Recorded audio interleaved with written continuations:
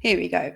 All right. I think we've got Jake coming, and Claire coming. There's Claire, and there's Jake. Perfect. Hey, so good morning. Welcome to the first in our Real Estate Insiders series.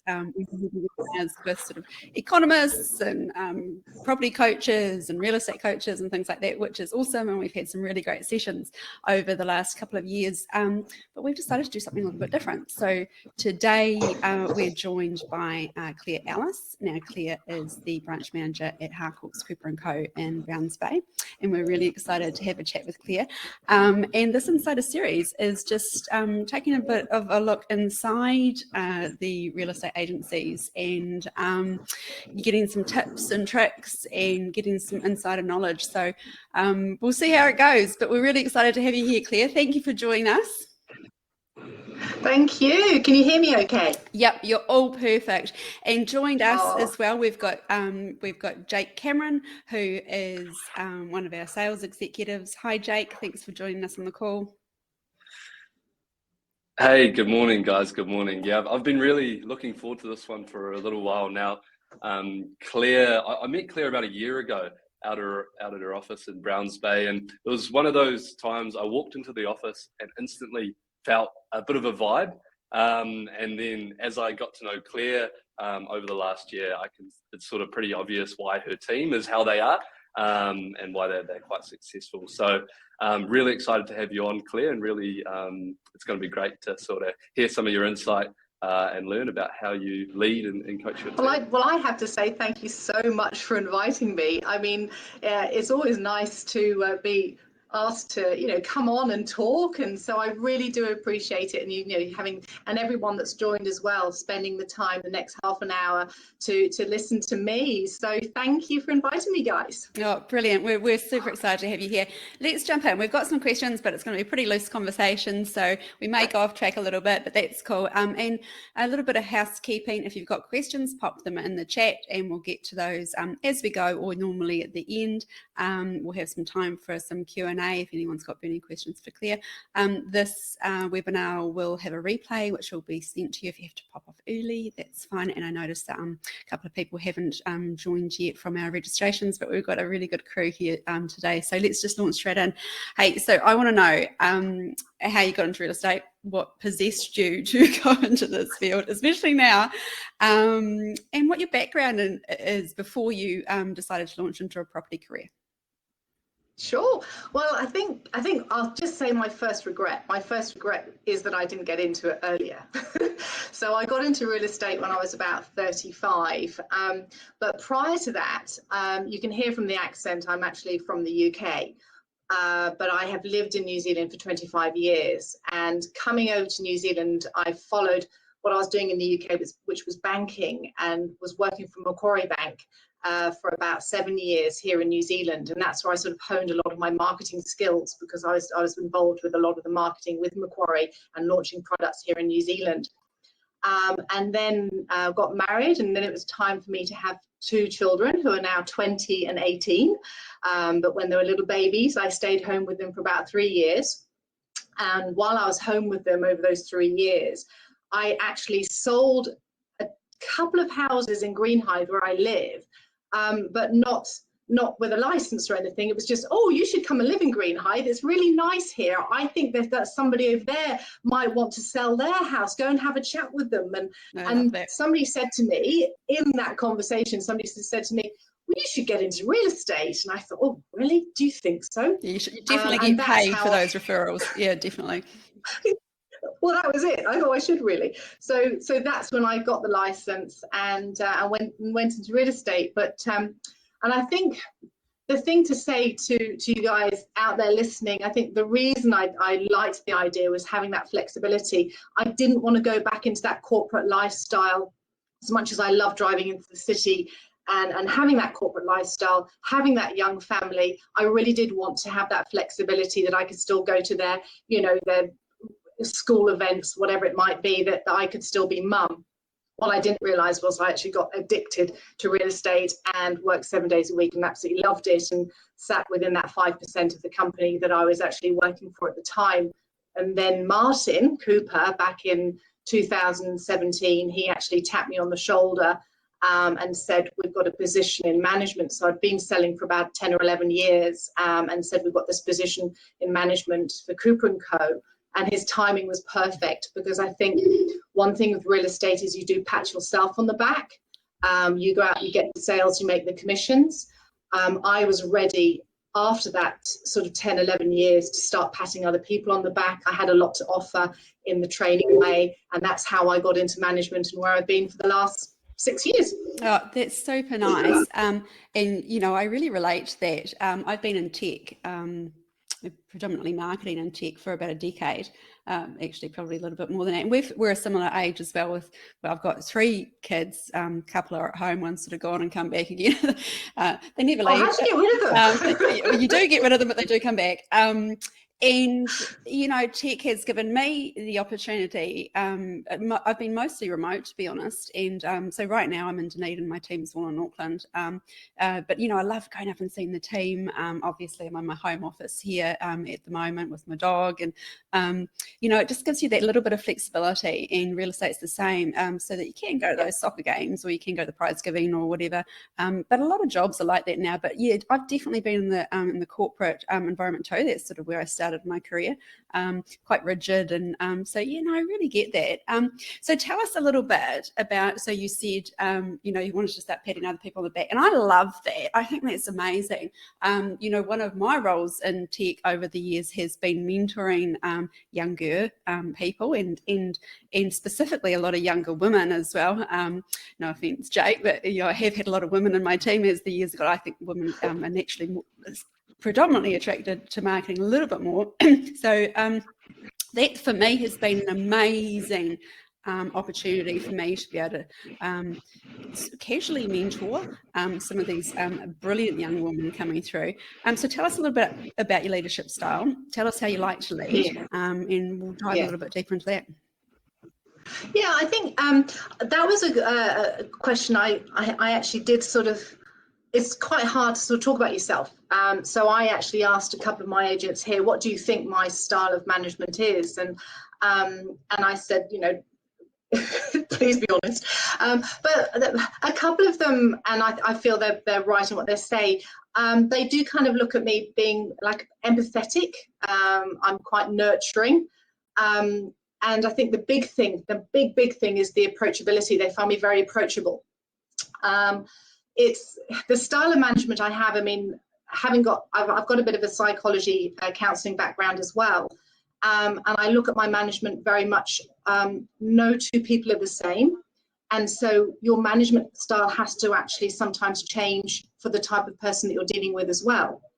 And in that respect, I'm very called it sort of situational with my management, but is also transitional as well. So I can change, and I think having that background of being able to look at the market, but look at the agents, it's I talk a little bit, you know, about resilience. I think that is so important. As you know, I was going to do this podcast about a month ago, but my father passed away, and resilience is something that, you know, I had to bring to my management skills then, because I still had an office to run before heading back to the funeral for that. And life is about that. And I think for my team, sometimes they find me quite motherly, and naturally I am a mother, but it's just having that adaptability to really be able to manage my agents, but look at them all very individually as how they need. Because I might have one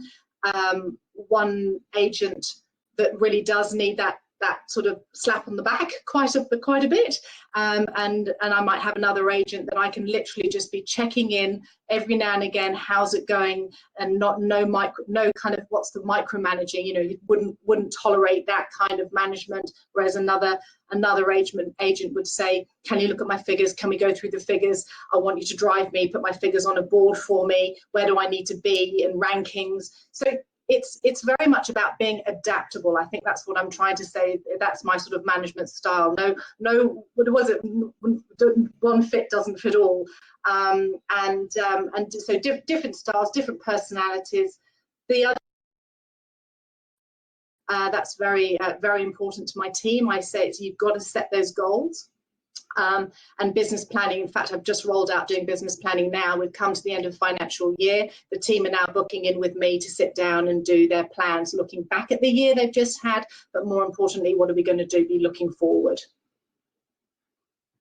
So yeah, look, I think that's sort of as who I am as a manager. Yeah, that's brilliant. I love how you you asked your team, because I think sometimes you can sort of think, oh, I think I do this quite well or whatever, but it's really nice to sort of hear from your team, you know, what are those qualities that you bring to the table. I also love that planning aspect. You know, I'm a firm believer in that.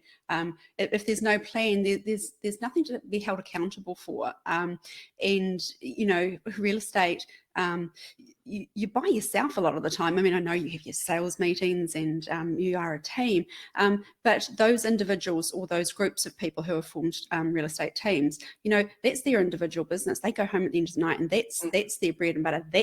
They are the brand, you know, for themselves at the end of the day. So I love that. I love that whole planning aspect. Hey, Jake, I think you've got some great questions. So let's jump over to Jake for a bit. Yeah, cool. And Claire, I think it's awesome. You've got a big team out there at Browns Bay, so it's awesome that you know, taking the time and putting in that effort to treat everyone as their own individual and put in those plans in place. I guess sort of continuing on from that, is there one thing in particular, and I know you sort of touched on the goal setting and the business plan implementation, but is there something else that you use or a tool that you push to your team that helps them get the most out of them? Yeah. Do you know what? It's not even a tool. I think the most important thing I can be as a manager is present.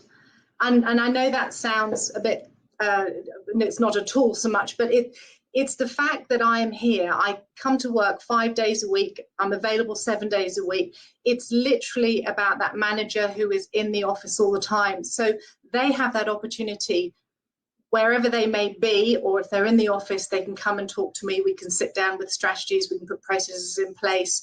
And I call it that sort of open door policy. I mean, this is probably the first time this week my door has been closed, but no, my door is always open. And I say to all my agents, it's an open door policy. You come in, you come and talk to me. And no question is a silly question, because I'd much rather talk something through with an agent and make sure they go out with the right information. And I'm not to say that I know everything, but if we have to find something out, we'll find it out together.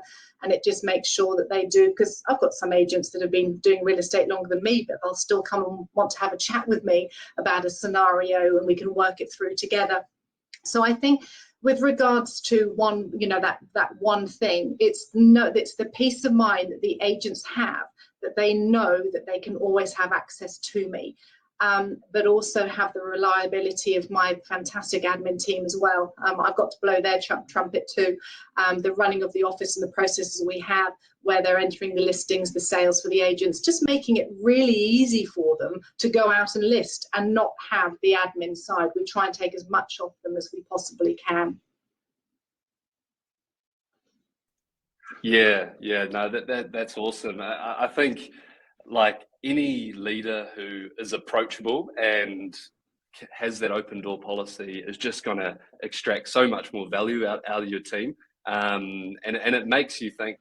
Or I think some of the leaders that I've had in previous roles at previous organisations, and you think there wasn't always that approachableness, and it didn't make you feel as comfortable as when you do have a leadership team. Pretty fortunate here at Relab as well. We've got quite an open door policy too. Just saying that because Lou's on the webinar, but that we can you know, approach and provide feedback and ask any questions as well. It's so important. Cool. Well, look, I think we're going to continue on this thread and sort of look now at the market a little bit. It is tough. There's no secret about that. So from a leadership style, what's one thing that you've implemented or that you do, whether it's over the past year or the past couple months, that you've done to keep your sort of team morale up even in the tough times? Yeah, no, I think definitely one of the most important things I do with the team is my sales meetings. They are, I don't ever use the word compulsory, but they need to be there at my sales meetings on Tuesday, because that is where we, I like to say that it's quite high energy. We run it for about 30 to 45 minutes. It's an opportunity for the agents to share their listings, their sales, but it's a big opportunity for me to be able to give them market knowledge. Knowledge is power. So what we've really stepped up over the last few months especially is that knowledge, giving the agents those scripts and those dialogues to be going out there when they are asked the question, how's the market? And just making sure that they're handling it. Because at the end of the day, we have good news, we have bad news, but it's how you interpret that, how you sort of say that. Because at the end of the day, we're still getting some really good success out there. Just at the moment, Browns Bay Harcourts is on Rate My Agent, has the market share, the lead market share for Browns Bay. So that's good news that I'm saying to the team. Make sure you let the vendors out there know that. But I think basically keeping that, as I said before, that resilience and making sure I'm checking in with the agents regularly on their mindset, as well as how their process is going. Have they got everything that they need out there? The sales meetings, as I said, just fueling them with as much information as knowledge as I possibly can, because that's that power bank that I keep talking about. And just keeping them, just checking in with them regularly. I think that's really, really important. We've got a fantastic auction team here at Cooper & Co. So there's myself plus the auctioneers that will go out and help secure business for any of the team if they're wanting, feel they've got a bit of a challenging situation where they may not get the listing. Bringing myself or bringing an auctioneer in to help them, especially if they're new, can be a real benefit. But it's just about keeping that morale up, as you say, because the market is hard. Martin Cooper's very good at running events. I mean, we've got our end of year awards coming up, and he's all about getting the team together and keeping the spirit high. He invites all the admin to that as well. He's very good in the community too, so the team can get involved in the community. Yeah, I'm not going to shy away from the fact that it isn't a tough market out there, but at the same time, it's how you look at that, how you adopt your thought process into that. And I've got quite a few agents that love this market because they find, having done maybe the GFC like I did in 2007, 2008, this is a great market to actually be in, to be using your scripts and your dialogues and securing the business against other agencies. That's super interesting. We had a house in Mount Eden back in 2008, and we went to auction on the Wednesday, and GFC happened. GFC hit on the Monday, so nobody put their hands up at auction. But I've definitely sort of been there as well. That's really interesting too. So we'll have we've got a lot of people on this call, which is super cool. And we'll have agents from different agencies, not just Harcourts. We'll have Barfoots and Baileys and Ray Whites and all the other really cool boutique ones. So I wonder, I define success quite differently than a lot of other people. For me, it's really just about the ability for me to spend quality time with my family, to do the things that I love to do. Like, I'm a snow skier and a paddle boarder, and I hike, and we do all sorts of outdoorsy things. For me, it's not really about the money. It's really about working with amazing people. I've got an amazing team here. We work with a bunch of incredibly smart human beings. So I'm incredibly grateful for what I have here in my team. And for me, success looks quite different than maybe somebody else. Maybe a car is successful for someone else or whatever. So I want to know, what does success look like for you? But also, how do you feed that into your team in terms of, enabling them to look at success in various different ways? So that'd be cool to hear that. I think it goes back to that goal setting again. It's important to set the goals out for those agents and make sure they have got something, whether it be the holiday, whether it is clearing some of their mortgage, whether it is spending more time with the family. I mean, because I defined success, especially personally, would be a thriving office. Personally, it would be a healthy home, my family. Personally, it's making sure you have a roof over your head, an investment property, a batch maybe. You're right. Everyone will define success differently. And I think, again, that comes in my business planning that I do with the agents. It really is about your why. So why are you doing real estate? Why do you come in every day and come into your office? And why do I come into my office? I mean, my big why, of course, is my family.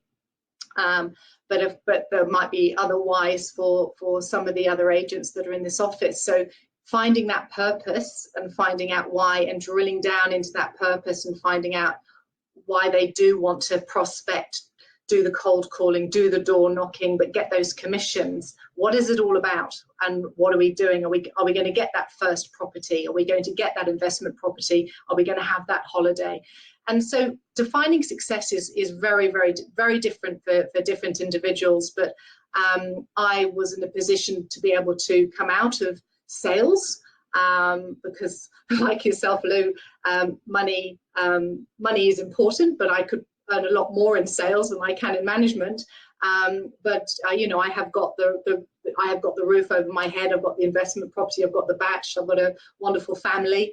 And so long as I've got that lifestyle now that I have, which is to be able to enjoy my family and my health, that's success to me.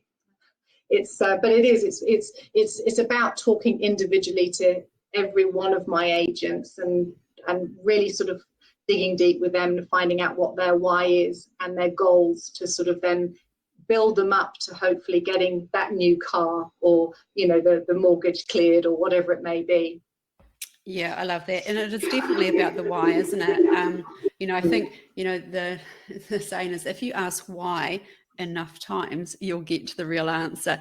Somebody could say, oh, well, because I want to make lots of money. Well, why? Well, because they want to own a great house. Well, why? When it really comes down to, potentially it's security for your family, or it's, ensuring that your children aren't stressed, or it's the why is usually quite different if you ask that question enough times to what the first instinct is to answer that question.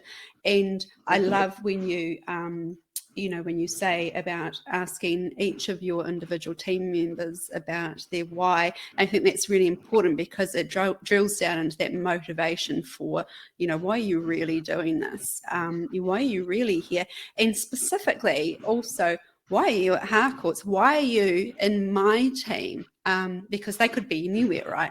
And, I love that. And your management style is obviously very different to a lot of other people. And in particular, you're a woman as well. And I think we do tend to lead slightly differently sometimes, depending. And I know that I wear my heart on my sleeve, and sometimes that's great, and sometimes it's not so great.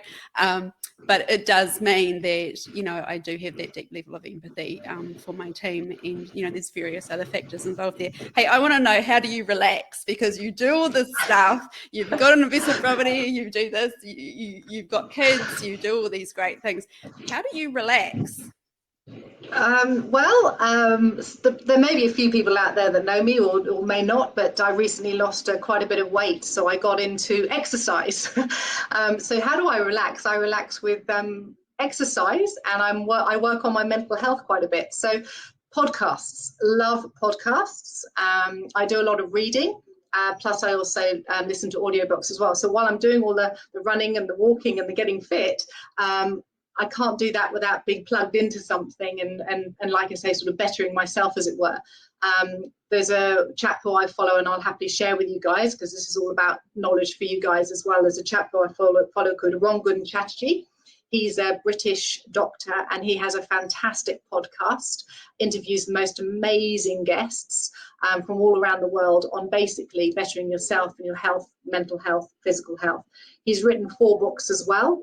He's got the books of Feel Better in 5, Happy Mind, Happy Life, Feel Great, Lose Weight, and the 4-Pillar Plan, all of which I've read. They're very easy reads.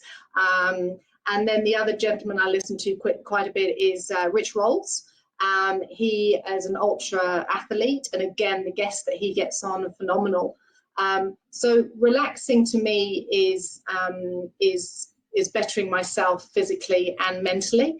Having said all of that, though, I do have my dog and my husband, and we love to walk, and so going out on lovely walks I enjoy.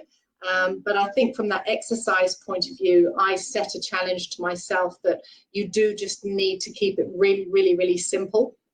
And I kept it so simple that I'd started out with only doing like half a K and walking half a K, running half a K, to actually completing a half marathon last year. Wow. And losing about 30 odd kgs. Oh my And goodness. that whole mindset was massive for me and has really rubbed off on the team.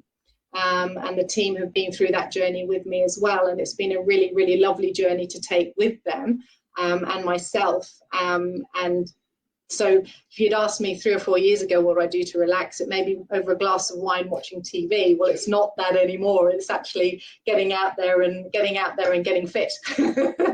A bit different. I love that. I love that. And, taking the husband for the walk, that's great. As I said, my dog is right here, and I have to. We do the treats when we're on webinars. That's congratulations. That's amazing. Like, I had a bit of a health scare about a year ago, and if you don't have your health, and whether it's weight management or you're getting fitter or whatever, and as we obviously we're a similar age, coming to middle age, it's ultra important, and you know that if you don't have your health, everything else falls away. The success, the car, the batch, the the making the sales, whatever it might be. If you do not have your health, and if your family does not have their health, they say that you're only as happy as your most unhappy child. So that is uber important. We will get those authors and those recommendations off you, and we'll pop it in the email, and so that'll go out in the email after this. There's a few people asking, so we can definitely pop all of that good stuff and those podcast recommendations into the follow-up email that'll go out after this. We're coming up to nearly half an hour, but I think Jay's got one more question, and then we're going to answer. There's a couple of questions in chat, and then Jake's got a fun little thing to finish off as well. Okay. Yeah, cool. So, well, that's like what you've just said, Claire, is amazing. So, firstly, congratulations, and it's great. I think that sort of does. Throughout listening to you just in this little half hour, I've been trying to piece together where does her leadership style fit?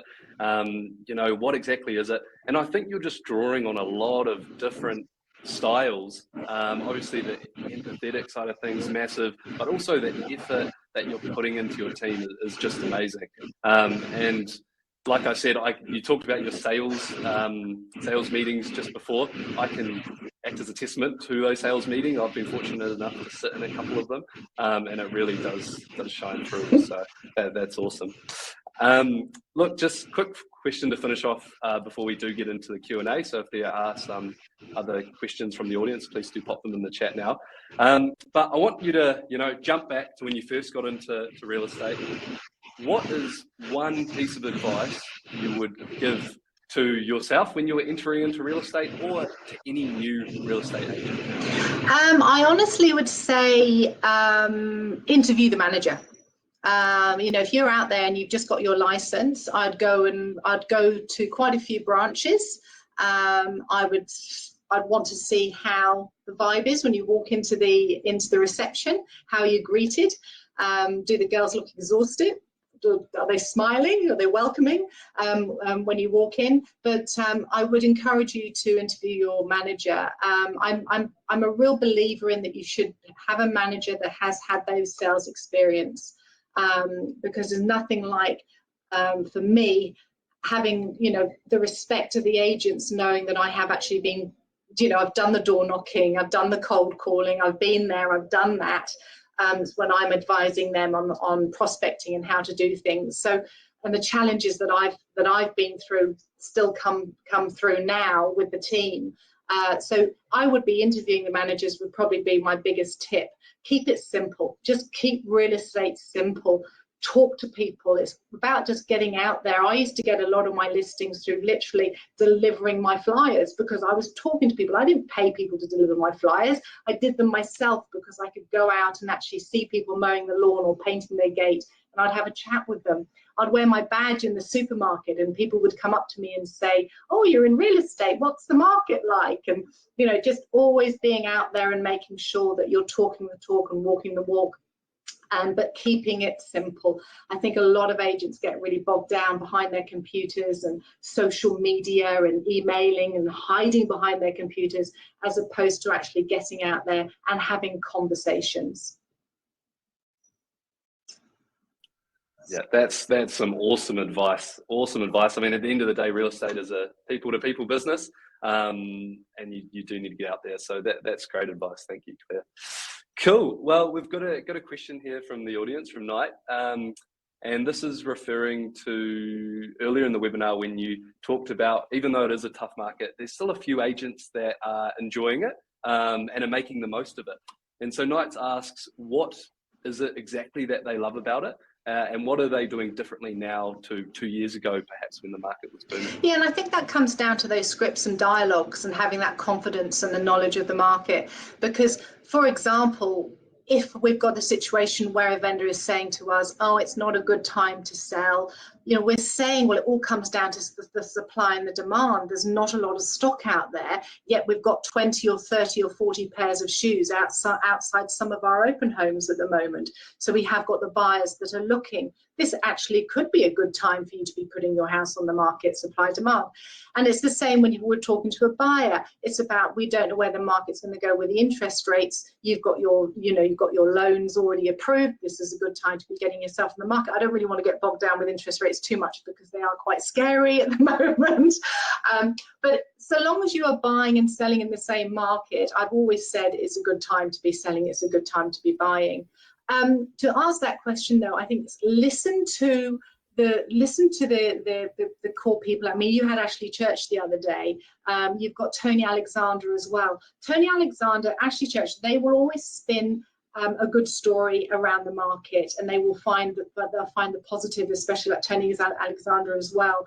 I tend to steer away from some of the others media out there because some of the other media can be quite negative, and it's fueling yourself with that positive energy as opposed to the negative energy which is out there. So to answer your question is, be positive out there, go out there, spread the news, be positive. If you've got a good saleable house and you're putting it into a good campaign, you haven't got any consent issues, you've got it dressed nicely, there's no reason that because we are still getting the sales on the board if we've got those kind of what we call as the wow houses, the healthy houses. So be telling your vendors to literally get their houses the best they possibly can be, to put it out there among the others to really stand out. Pay for the marketing. Yeah, super interesting. Oh, hello. That's crazy. I think we're back. They say that an economist will be right 50% of the time. So, and that's true. And you got Tony Alexander, Jared Kerr, obviously from Kiwi Bank. He's pretty good too. We love Ashley Church. We had Ashley on last week, I think it was, the week before.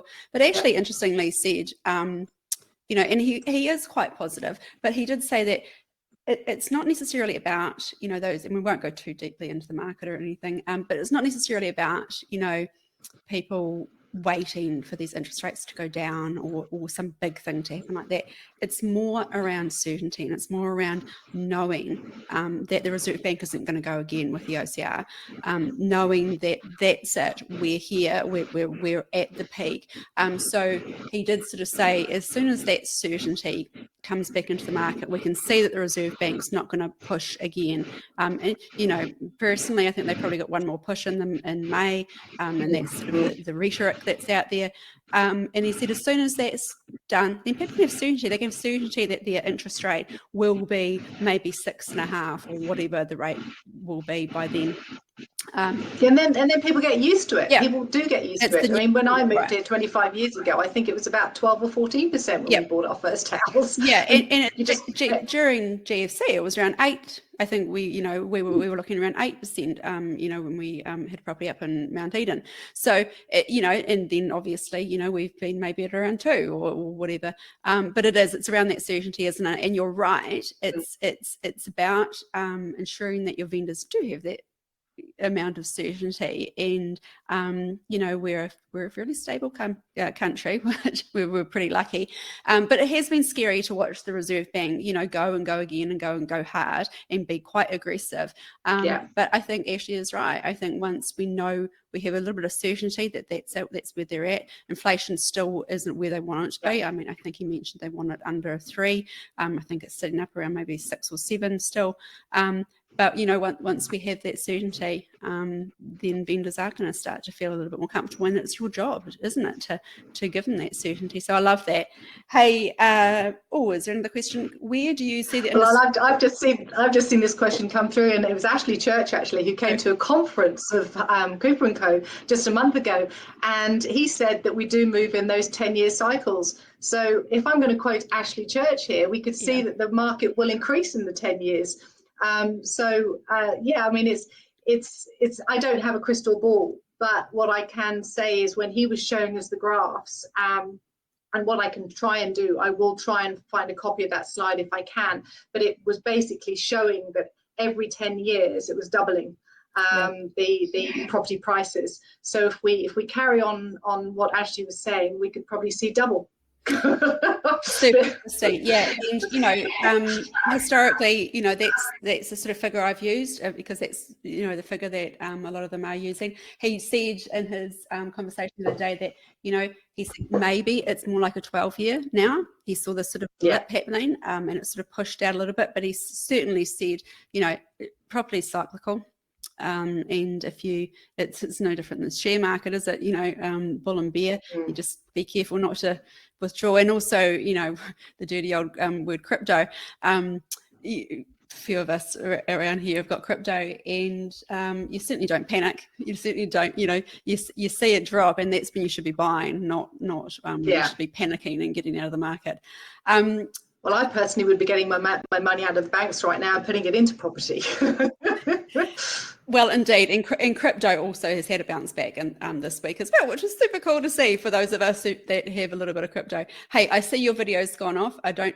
There you go. You're back again. We're hitting sort of time. So what we're going to do is Jake's got some fun, quick questions to ask you, and then if there's no other questions, we'll wrap it up. Sure. Yeah, cool. So as part of our Real Estate Insider series, we're going to finish with what we call the Fast Five. So it's 5 super quick questions. I want you to answer with the first thing that comes to mind, and we'll just rip through them as fast as we can go. Cool. Alrighty, here we go. 3, 2, 1. Number 1, what's your favorite local restaurant? Local Browns Bay is 21 Days. Local home is Siamese Dolls. Perfect. What's the last book you read? Last book I read was what have I last? What's the science? What was it called? Just to annoy my mum, I read Spare by Prince Harry. Don't recommend it. Lessons in Chemistry. That was the last one I just read.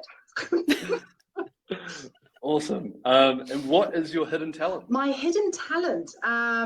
Well, I used to play county hockey and county netball back in the day, but one thing that my parents really did ask me to do or encourage me to do when I was younger was public speaking and drama. Awesome. We can see that in the sales meetings too. That's great.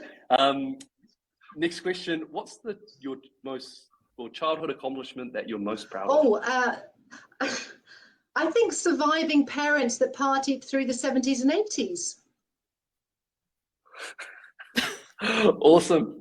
And then last question here. What's one piece of advice you would give to your 20-year-old self? Okay, can I do more than one? Don't eat processed food. Don't judge people. We all have backstories and some are not as good as others. Live life with purpose and be the best person you can. But most important, be kind, because I believe that gets things done. Wow, that was awesome. That was super rapid and some absolute rippers. Some great answers in there, Claire. Thank you very much. Hey guys, just before I pass back to Lou to wrap up, I must just say this has been an awesome webinar. I think all the audience have definitely taken a lot out of this. I know we've got a lot of other branch managers from different brands, different agencies around, and I'm sure they're all going to take a couple of gems out of this webinar and implement that into their office. And also just from a general leadership perspective, a lot to be learned here today. So thanks a lot, Claire, and I'll pass over to Lou to wrap things up. Thanks, Jake. Well, I think that was a pretty good wrap up, Jake. So I won't rabble on. Thank you for your time, Claire. We will have this coming into your inbox in a couple of hours once it's all processed with all of those different recommendations for podcasts and stuff. It's been a pleasure having you, and we look forward to doing this again with some other branch managers. So if you're a branch manager on this call, there's lots of you there. Pop Jake a message, and if you've got something raging that you want to speak about in our Insider series, we'd love to have you on. So thanks again, guys. And thank you so much. And if you want to come and see me in Browns Bay, please do pop in anytime. Thank you. Brilliant. Awesome. See Thank you. Bye.